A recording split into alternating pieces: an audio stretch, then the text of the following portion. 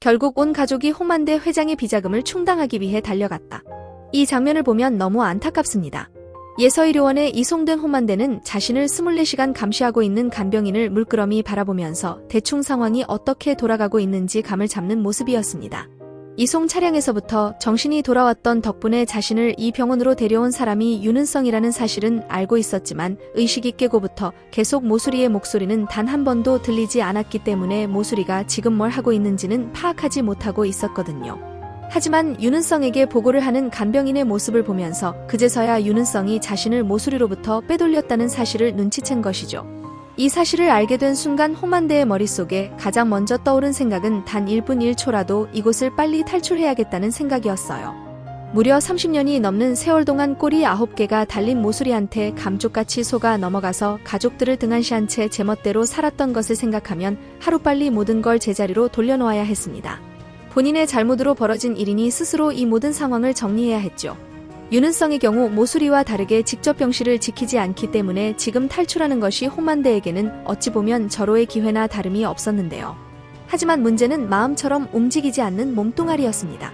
마비 증상을 일으키는 독에 감염되어 쓰러진 거라 일어나는 것은 고사하고 팔 한쪽 올리는 것조차 마음처럼 되지가 않았거든요.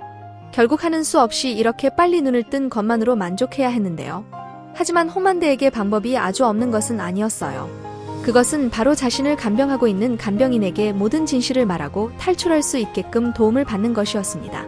물론 간병인이 홍만대의 부탁을 들어주지 않고 곧바로 윤은성에게 보고한다면 그야말로 낭패겠지만 홍만대에게는 다른 선택지가 없었어요. 때마침 간병인이 병실에 들어오자 과감하게 눈을 뜨고 간병인에게 말을 걸어보는 홍만대 부탁이 있습니다. 정신이 드세요. 잠시만요. 환자분 깨어났다고 보고 좀 하고 올게요. 보고하지 말고 제 말부터 들어주십시오. 간병인은 홍만대의 지시를 받는 게 아니라 철저하게 윤은성에게 고용된 사람이었기 때문에 곧바로 윤은성에게 보고해야 했지만 홍만대의 목소리가 너무 간절하여 일단 보고하려던 것을 멈췄어요. 이 병원에서 나가도록 도와주십시오. 저는 납치됐습니다. 납치라뇨? 아니 그게 무슨? 죄송합니다만 그게 사실이라는 보장도 없고 괜히 환자분을 밖으로 내보냈다가 제가 다 뒤집었을 수도 있어서 밖으로 나가는 건 어려울 것 같네요. 그러자 또다시 윤은성에게 보고하기 위해 전화기를 꺼내드는 간병인. 알겠습니다. 그러면 전화 한 통만 쓰게 해주십시오. 그러자 간병인은 머뭇머뭇거리다가 자신의 핸드폰을 건네주는데요. 그렇게 간병인의 전화를 건네받고 홍만대가 누군가에게 전화를 거는데 놀랍게도 홍만대가 전화를 건 사람은 가족이 아니라 백현우였습니다. 진실을 밝히기 위해 모수리와 윤은성의 유전자 검사까지 실시하여 자신이 쓰러지기 직전에 모든 진실을 말해줬던 것을 떠올리면서 백현우라면 홍범준이나 홍범자보다 일처리를 잘해줄 거라고 판단했거든요. 하지만 유감스럽게도 이 시점에 백현우는 기자회견을 하는 홍혜인을 지켜보고 있던 터라 홍만대의 전화를 받을 수가 없었습니다. 결국 하는 수 없이 그 다음으로 믿을 만한 홍범자에게 전화를 거는 홍만대. 그런데 바로 그때 병실 밖에서 다수의 인원이 다가오는 듯한 아주 불길한 소리가 홍만대의 귀를 자극해요. 홍만대는 본능적으로 모술이라는 사실을 알았고 백현우에게 문자 한 통을 급하게 보낸 후 간병인에게 핸드폰을 재빨리 돌려주는데요. 아니나 다를까 병실 안으로 들어온 사람은 홍범자와 그레이스가 아니라 모술이었습니다. 그러자 잃어버린 물건을 찾은 것 마냥 홍만대를 보자마자 선홍빛 잇몸을 드러내는 모술이 여사. 모술이는 오자마자 간병인의 존재부터 확인했어요. 자신이 왔다는 사실을 윤은성에게 보고하게 되면 또다시 윤은성과 불필요하게 부딪힐 수도 있으니 윤은성이 오기 전에 원래 홍만대를 입원시켰던 병원으로 다시 이송을 시켜야 했죠. 간병인이 전화기를 드는 모습을 보자마자 경호 인력들에게 재빨리 이송을 지시하는 모수리 여사. 지금 바로 옮겨야 하니까 빨리 움직여주세요. 홍만대는 모수리만 생각하면 치가 떨리는 상황인데 모수리의 24시간 감시를 받을 생각을 하니 하늘이 무너지는 심정이었는데요. 결국 모수리는 병원의 법정 대리권자를 증명하는 서류를 들이밀고 자신이 데려온 10여 명의 경호 인력들을 이용하여 불과 5분도 채 지나지 않아서 홍만대를 이송 차량에 탑승시킵니다. 그렇게 모수리에 의해 홍만대가 또다시 이송되고 홍범자와 그레이스가 뒤늦게 병실에 도착하는데요. 아니 이게 뭐지? 우리 아빠 어디 갔어? 홍범자는 침대 베드에 홍만대라는 이름표만 붙어있고 짐이 아무것도 없는 것을 확인하고 나서야 누군가 자신보다 일찍 홍만대를 빼돌렸다는 사실을 눈치챘어요. 이제야 아빠와 재회할 수 있을 줄 알았는데 또다시 눈물을 흘리며 오열하는 홍범자인데요. 이송 차량에 타고 있던 홍만대는 백현우가 자신이 보낸 문자를 보고 이 상황을 종교시켜주길 간절히 기도하고 있었습니다. 홍만대가 백현우에게 보낸 문자는 비자금의 행방을 알 수 있게 해주는 문자였거든요.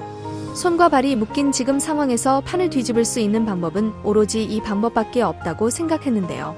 같은 시각 용두리에 머물고 있던 홍수철은 게임에서 천다혜를 만났던 것을 떠올리면서 또다시 눈물을 흘리고 있었습니다. 혹시라도 자신이 보낸 메시지를 보고 천다혜가 마음을 돌리진 않을지 기대하고 또 기대했지만 침묵을 지키고 있는 핸드폰을 보면서 좌절할 수밖에 없었죠. 하지만 그렇다고 하여 완전히 희망을 버린 것은 아니었어요. 언제가 될지는 모르지만 한결같은 마음으로 두 사람을 기다리다 보면 한 번쯤은 반드시 자신을 찾을 거라고 생각했는데요. 그런데 바로 그때 침묵을 지키고 있던 홍수철의 핸드폰에 카톡 메시지가 도착합니다. 설마 다혜인가? 혹시나 천다혜일 줄 알고 허겁지겁 카톡을 열어보는 홍수철. 그런데 이 카톡 메시지는 홍수철을 충격에 빠뜨리고 말아요. 홍수철의 친구가 홍혜인의 기자회견 내용이 실시간 속보로 퍼진 것을 보자마자 곧바로 그 내용을 홍수철에게 알려줬기 때문이죠. 너희 누나 얼마 못 산다는데? 3개월 시한부 선고를 받았대. 누나가 시한부라고? 갑자기 무슨 소리를 하는 거야? 홍수철은 당연히 이 사실을 믿지 못하고 별 생각 없이 뉴스를 열어보는데요. 하지만 친구가 보내준 메시지는 역락 없는 사실이었고 그제서야 엄청난 충격을 받게 됩니다. 그러자 곧바로 김선아가 있는 방으로 허겁지겁 달려가는 홍수철.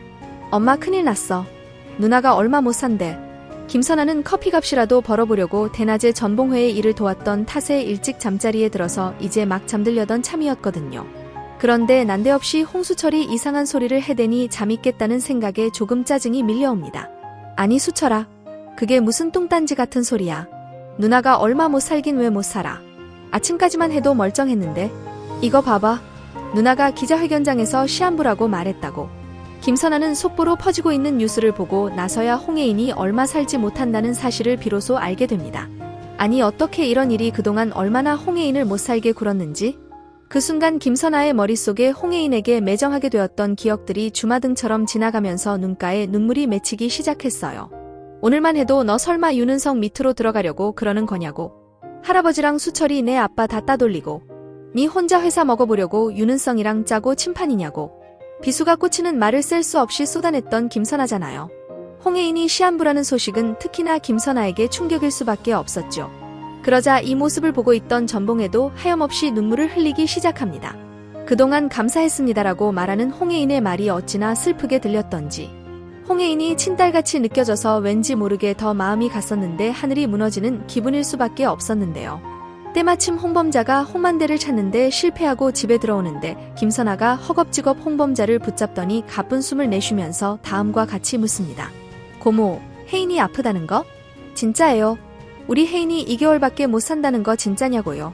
그제야 상황 파악이 된 홍범자는 눈물을 글썽이면서 김선아에게 모든 진실을 말해줍니다. 혜인이 아파요. 내가 그래서 말했잖아. 혜인이한테 잘해주라고. 후회할 거라고. 내가 그렇게 말했건만. 이날 밤 백현우의 집은 거의 초상집이나 다름이 없을 정도로 울음바다가 되고 마는데요. 같은 시각 백현우는 홍만대가 문자를 보냈다는 사실도 모른 채 오로지 홍혜인에게만 정신을 쏟고 있었어요. 이날 홍혜인은 자신이 시한부라는 사실을 발표하고 나서 정신적으로 극심한 스트레스를 받은 것인지 연단에서 내려오자마자 또다시 정신을 잃고 쓰러지고 맙니다. 얼마 전 용두리에서도 멀쩡히 있다가 갑자기 쓰러지는 바람에 온 가족이 화들짝 놀랐던 적이 있었잖아요. 백현우 역시 엄마인 전봉희로부터 들어서 이 사실에 대해 알고 있었고 또다시 이런 일이 발생하면서 점점 홍혜인의 증상이 심해지고 있음을 느끼게 되는데요. 홍혜인은 정신을 잃고 쓰러지는 와중에 다시 깨어나지 못할지도 모른다고 생각했던 것인지 마지막으로 못다한 한마디 사랑해라고 백현우에게 속삭입니다. 백현우는 눈가에 눈물이 맺힌 채로 쓰러진 홍혜인을 안고 불이 나게 병원으로 달려가죠. 그렇게 의심이 없는 홍혜인을 바라보면서 하염없이 눈물을 흘리는 백현우인데요. 그런데 바로 그때 백현우가 혹시나 급한 전화가 온 건 아닌지 확인을 해보기 위해 주머니에서 전화를 꺼내는데 모르는 번호로 부재 중 전화와 문자가 와 있는 것을 그제서야 확인하게 됩니다. 보통 스팸의 경우 이렇게 전화와 문자를 동시에 보내지는 않기 때문에 찍혀있는 번호로 다시 전화를 해보는데요. 그런데 전화를 받지 않자 그제서야 문자 내용을 확인해봅니다. 그런데 이 문자 내용이 백현우를 깜짝 놀라게 만들었어요. 비자금이란 세 글자와 함께 남자 이름과 핸드폰 번호가 적혀 있었거든요. 그 순간 홍만대가 보낸 문자라는 사실 확인하고 곧바로 다시 전화를 걸어보죠. 환자분이 핸드폰을 빌려서 전화를 한 거라고요. 간병인에게 전화를 걸어 상황 판단을 마친 백현우는 홍만대가 비자금의 위치를 알려준 것이라고 판단하고 홍만대가 보낸 문자에 적혀있는 핸드폰 번호로 전화를 걸어보는데요. 그런데 번호 옆에 적혀있는 이름은 어디선가 많이 들어본 듯한 이름이었습니다. 이 이름은 바로 백미선의 남편, 즉 자신의 매형과 이름이 똑같았던 것. 매형이랑 이름이 똑같네? 그런데 맙소사 홍만대가 알려준 이 번호는 이미 백현우의 핸드폰에 저장되어 있는 번호였어요. 그렇습니다. 홍만대의 비자금을 관리하는 사람이 바로 백미선의 남편이었던 것이죠. 공식 홈페이지에 나온 인물 설명에 따르면 백미선의 남편은 현재 미국에서 거주 중이라고 나와 있습니다. 백현우의 매형이면서 구체적으로 사는 위치까지 나온 것을 보면 반드시 한 번쯤 등장할 텐데 하필 그게 클라이막스라고 볼 수 있는 후반부에 등장하는 거라면 그만큼 결정적이고 임팩트가 큰 역할일 거라고 생각되는데요. 지금 비자금의 위치가 주요 쟁점으로 떠올랐기 때문에 백미선의 남편이자 백현우의 매형이 홍만대의 비자금을 관리하는 사람일 수도 있을 것 같습니다. 지금까지 퀸즈가 사람들이 좀 모자라 보였어요. 재벌인데 기본적인 생각도 없는 걸까 싶을 정도로 피아식별 안 되고 정말 중요한 것들은 다 놓치고 허사만 쫓고 좀 껍데기 같은 느낌이었달까요? 사실 약간 비평을 해보자면 현우의 구원자 서사를 강화하기 위해서 다른 가족들을 좀 상대적으로 쩌리로 만든 감이 없지 않죠. 그래야 현우의 모습이 좀 더 돋보이니까요. 그래서 퀸즈가에서 혜인이 말고는 사실 재벌이고 뭐고가 아니라 그냥 평균 이하의 결정, 선택들을 하고 있는 것 같더라고요. 그런 모습은 선화에게서도 많이 나타나는데요. 가장 답답한 건 그레이스를 너무 믿고 뒤통수 맞은 거, 그리고 살 날 얼마 남지 않은 혜인이에게 차가운 부분인 것 같아요. 이미 튼튼한 수철이한테만 산삼처맥이고 말이죠. 보는 사람들은 그런 모습이 너무 답답하죠. 그 마음을 대변해주는 게 바로 범자고요. 도대체 나중에 저 언니 어떡하려고 저래. 그런데 그 나중에가 바로 11화인 것 같습니다. 예고를 보아하니 혜인이가 기자회견 직후 쓰러지는 것 같아요. 그도 그럴 것이 의학적으로 2달 남은 애한테 너무 과도한 스트레스의 중요한 결단들을 할 수밖에 없었으니까요. 모두가 보는 곳에서 쓰러지고 덕분에 가족들도 알게 되고 기겁해서 전환병원으로 달려옵니다. 눈물 뿌리고 난리 나죠. 물론 아직 할 일이 많이 남아있는 혜인이는 깨어나겠지만 가족들은 큰 충격을 받을 거고 자기가 수원이 죽은 것에 대한 충격으로 괜히 애꿎은 혜인이에게 심통 부렸던 게 떠오르겠죠. 괜히 혜인이에게 못 뛰게 굴었던 엄마 달팽이 등껍질이나 걱정하고 있었던 아빠 누나가 무서워서 없어져 버리기만 바랐던 수철 모두 다 충격의 시간들을 보내고 이렇게 혜인이가 아픈 것이 가족들에게는 기폭제가 돼서 완전히 변화하게 될 것 같습니다. 이 순간을 위해서 가족들이 더 바보같이 그려져 왔는지도 모르겠어요. 예고에 보면 무슨 작전 수행하는 007 요원들처럼 착장이 완전히 바뀌어 있어요. 좀 코믹하기도 하지만 분위기는 확실히 알겠더라고요. 지금까지랑 완전 달라.